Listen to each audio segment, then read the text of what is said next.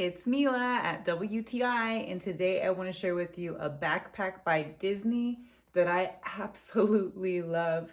You guys, I love going to Disneyland, and I also like coordinating outfits from time to time. This backpack is themed into Cinderella, and it's adorable. So look at the details there. You can see you got the mice there. They're poking out in different areas. You got bow details. All the way to the back, you have this nice little detail here. And look at the straps. They're measuring tapes.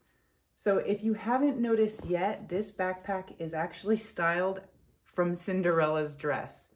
How cute. This front pocket is perfect to fit a phone. I have my XS Max here, so that'll fit the Pro 13 as well very easily. This is perfect for a phone, or if you want to put a wallet in there, it's quite large. And then the main pocket also holds a lot. It's very, very functional.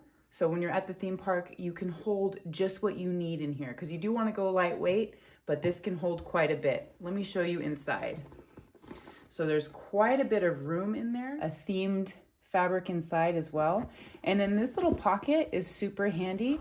I put my car keys.